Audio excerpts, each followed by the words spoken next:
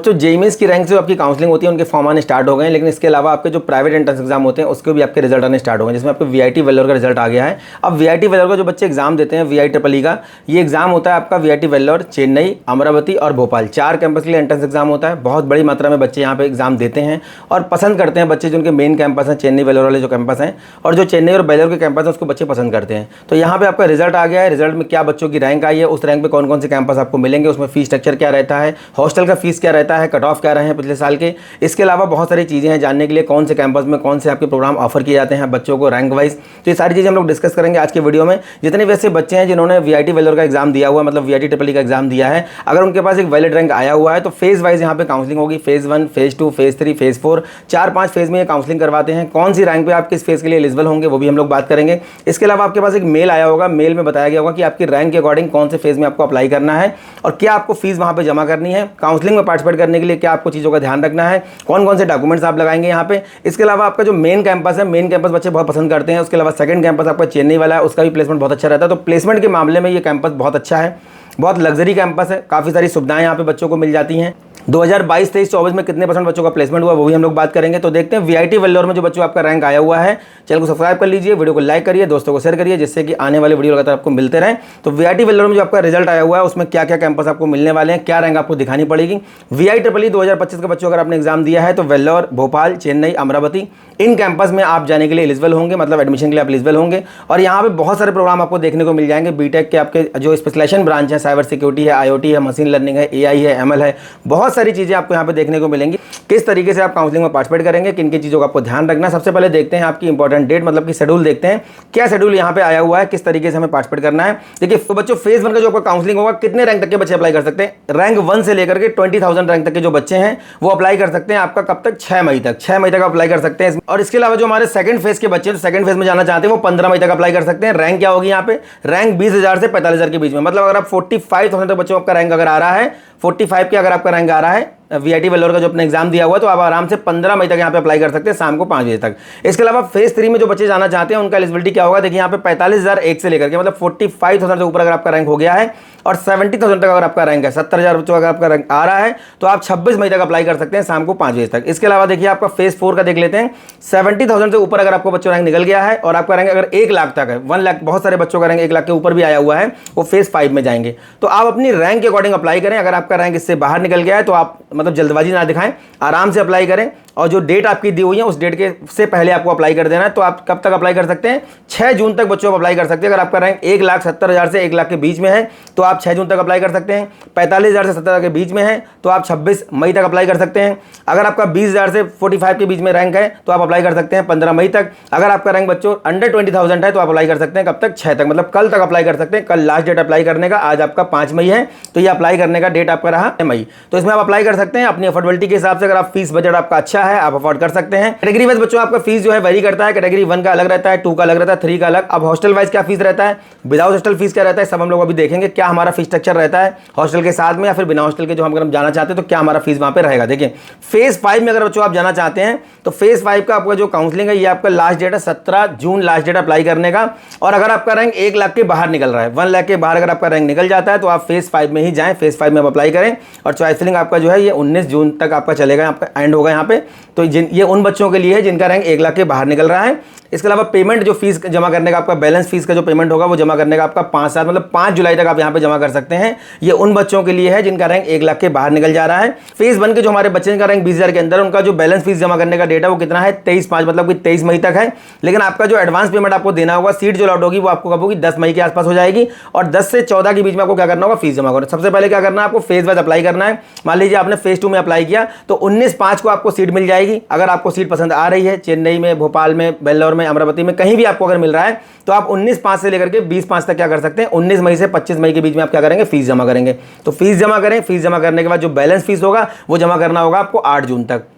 अब ये 8 जून को जो आप फीस जमा करेंगे ये भी आपका रिफंडेबल रहता है। मान लीजिए आपको ऐसा लगता है कि जेईई मेंस में बहुत अच्छा भी नहीं मिल पा रहा है और आपने यहाँ पे अमाउंट जमा कर दिया, तो आपको एक डेट मिलेगी कि इस डेट से पहले अगर आप बच्चों फीस रिफंड अपना लेना चाहते हैं तो ले सकते हैं। उसमें कुछ पैसा कटेगा 5-10 हज़ार रुपये और आपको बाकी फीस यहाँ से रिफंड मिल जाएगी। इसीलिए हर काउंसलिंग में आपसे कैंसिल चेक मांगा जाता है, इसीलिए वहाँ पे आपसे पासबुक मांगी जाती है। बहुत बच्चे डाउट में रहते हैं क्यों पासबुक मांग रहे हैं, कैंसिल चेक क्यों मांग रहे हैं। तो ये जो फीस आप यहाँ जमा करेंगे आफ्टर काउंसलिंग जब आपको सीट मिल जाएगी, तो अगर आप किसी वजह से बाद में विड्रॉ करते हैं, सीट को कैंसिल करते हैं, उससे बेटर कहीं ऑप्शन मान लीजिए बिट्स प्लानी मिल गया, कुछ और अच्छा मिल गया, कोई एनआईटी मिल गया, ट्रिपल आईटी मिल गया, जीएफटीआई मिल गया, स्टेट गवर्नमेंट में कुछ मिल गया, तो ऐसे में आप क्या करेंगे यहाँ से विड्रॉ करके अपनी फीस को वापस ले सकते हैं। तो सेफ पैसा आपका रहेगा, यहाँ पे कहीं बर्बाद नहीं जाना है। लेकिन सोच समझ के अप्लाई करिए, phase wise rank wise apply करिए, जो आपका रैंक है उसी हिसाब से आप वेट करके यहाँ पे अप्लाई कर सकते हैं।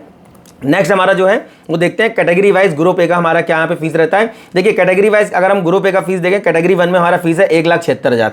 अगर हम लोग सस्ता हॉस्टल देखना चाहते हैं, मतलब एक एवरेज हॉस्टल अगर हम लोग यहाँ पे देखेंगे तो 12,04,000 आपकी फीस रहेगी। ये हॉस्टल के साथ में है फीस है। अगर आप एवरेज हॉस्टल देखेंगे, अगर आप थोड़ा एक्सपेंसिव हॉस्टल देखेंगे, थोड़ा महंगा हॉस्टल लेना चाहते हैं, कोई लग्जरी हॉस्टल यहाँ पे लेना चाहते हैं, तो आपका 16,38,000 फीस रहेगी। या कैटेगरी 1 का मैं बता रहा हूँ। कैटेगरी 2 में यही फीस आपकी 2,35,000 हो जाएगी ट्यूशन फीस। अगर आप एवरेज हॉस्टल के साथ में लेंगे तो 14,70,000 आपका फीस हो जाएगा। अगर आप थोड़ा सा अच्छा हॉस्टल लेना चाहते हैं तो आपका फीस हो जाएगा 18,74,000, मतलब कि 19 लाख आप यहाँ पे मान लीजिए। कैटेगरी 5 का बच्चों अगर हम लोग देखें तो देखिए 3,98,000 हमारी फीस है। ये ट्यूशन फीस है हमारी 1 साल की। अगर हम लोग एवरेज हॉस्टल लेना चाहते हैं तो हमारा 21 लाख लगभग 22 लाख आप यहाँ मान लीजिए आपका फीस जाएगा लगभग ये 4 साल का। और अगर आप थोड़ा सा महंगा हॉस्टल लेंगे, लग्जरी हॉस्टल लेंगे, लगभग 26 लाख रुपए बच्चों यहाँ पे आपका खर्चा होने वाला 4 साल का। सोच समझ के आप यहाँ पे फीस जमा करें। अगर आपको बेटर ऑप्शन मिल रहा है, कोशिश करें कैटेगरी 1-2 में से कोई सेलेक्ट कर लें। अगर नहीं मिल पा रहा है तो कोई दूसरे ऑप्शन देखें। अगर फिर भी फैमिली आपकी अफोर्ड कर सकती है, कैटेगरी 3-4 में भी आप जा सकते हैं। उसके बाद देखते हैं ग्रुप बी। ग्रुप बी में जो हमारी फीस है कैटेगरी 1 की वो कितनी है, 1.98 लाख है। अगर हम लोग देखें एवरेज हॉस्टल के साथ में तो कितना हो जाएगा, 14 लाख। वही अगर हम थोड़ा सा अच्छे हॉस्टल के साथ में देखेंगे तो कितना हो जाएगा, लगभग 18 लाख रुपए। कैटेगरी 2 में हमारा जो फीस है वो कितना है, 3,07,000 रुपए। ये ट्यूशन फीस है। एवरेज हॉस्टल का फीस यहाँ पे हो जाएगा, जो ट्यूशन फीस हॉस्टल का दोनों का साथ में 17,62,000, मतलब 18 लाख फीस बच्चों आपका यहाँ पे हो जाएगा कैटेगरी 2 में। और मैं ग्रुप बी की बात कर रहा हूँ। अब कैटेगरी 2 में अगर हम लोग बात करें, ग्रुप बी में थोड़ा एक्सपेंसिव हॉस्टल अगर हम लोग देखते हैं तो हमारा 22 लाख यहाँ पे फीस हो जाएगा। उसके बाद कैटेगरी 5 में देखते हैं 4,93,000 आपका फीस है, ट्यूशन फीस 1 साल का। एवरेज हॉस्टल के साथ में फीस हो जाएगा 25 लाख। ये कैटेगरी 5 का मैं बता रहा हूँ, ग्रुप बी वाले जो बच्चे हैं उनके लिए।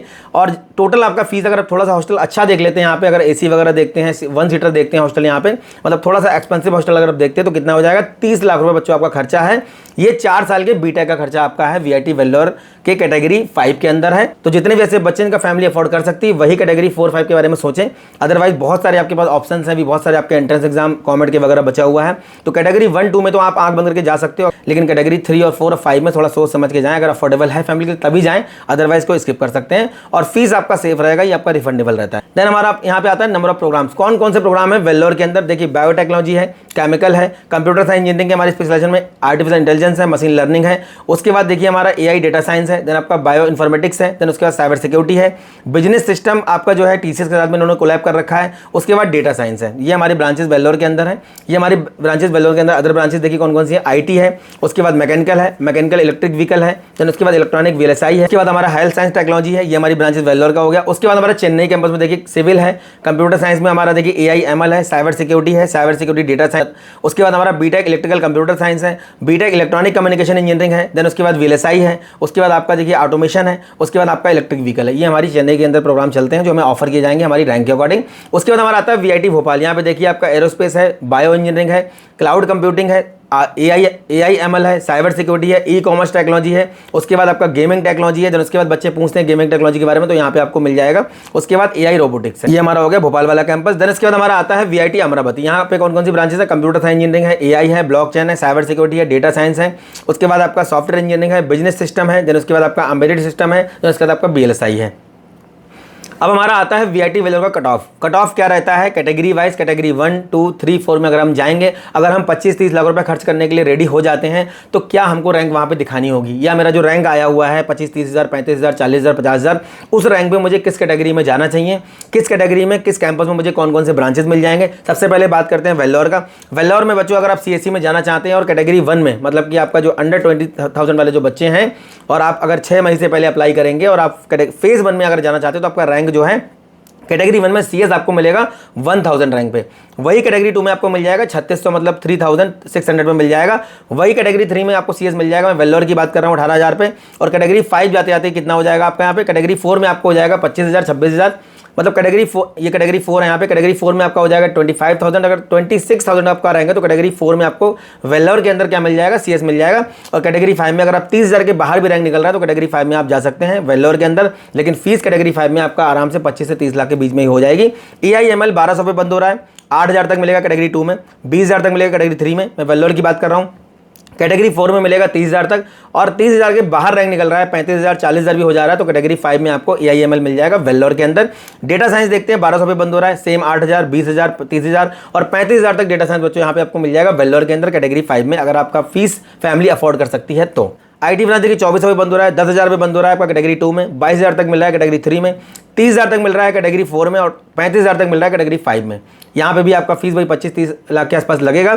और यहाँ पे IT ब्रांच आपको वेल्लोर के अंदर मिल जाएगा। EC ब्रांच जो मेन कैंपस वेल्लोर का है वहाँ मिल रहा है 4,000 पे, 20,000 तक मिल रहा है कैटेगरी 2 में, 30,000 तक मिल रहा है कैटेगरी 3 में, और आपका कैटेगरी 4 में मिल रहा है 40,000 तक, मतलब 40,000 तक, और 40 से बाहर अगर आपका रैंक निकल रहा है तो कैटेगरी 5 में आपको EC मिल जाएगा वेल्लोर के अंदर। अब देखते हैं हम लोग चेन्नई का। चेन्नई में 8,000 में मिल रहा है कैटेगरी 1 में CS, 14,000 कैटेगरी 2, कैटेगरी 3 में मिल रहा है 28,000 तक, कैटेगरी 4 में 35,000 तक, 40,000 के बाहर रैंक निकल रहा है तो कैटेगरी 5 में आपको मिल जाएगा Chennai campus computer science core branch आपको मिल जाएगा कंप्यूटर साइंस यहाँ पे कैटेगरी 5 में। CS EIML मिल रहा है 10,000 पे कैटेगरी 1 में चेन्नई के अंदर। उसके बाद CS EIML 20,000 तक मिल रहा है कैटेगरी 2 में, 3 में मिल रहा है 30,000 तक, 4 में मिल रहा है 38,000 तक। अगर 40,000 तक रैंक जा रहा है तो कैटेगरी 5 में आपको EIML मिल जाएगा चेन्नई वाले कैंपस में। उसके बाद रोबोटिक्स देखते हैं 12,000 तक कैटेगरी 1, 22,000 तक कैटेगरी 2, 32,000 तक कैटेगरी 3, 40,000 तक कैटेगरी 4, 45,000 तक कैटेगरी 5 में मिल रहा है। साइबर सिक्योरिटी 12,000 में मिल रहा है, 22,000 कैटेगरी 2, कैटेगरी 5 में 45,000 तक मिल रहा है। और EC ब्रांच का देखते हैं तो चेन्नई के अंदर कैटेगरी 1 में मिल रहा है 15,000 तक, 30,000 में मिल रहा है आपका कैटेगरी 2 में, 70,000 तक मिल रहा है कैटेगरी 5 में आपको EC ब्रांच चेन्नई के अंदर। ठीक है, उसके बाद देखते हैं हमारा, अब देखते हैं हम लोग प्लेसमेंट का देखते हैं हम लोग क्या रहता है हमारा ईयर वाइज।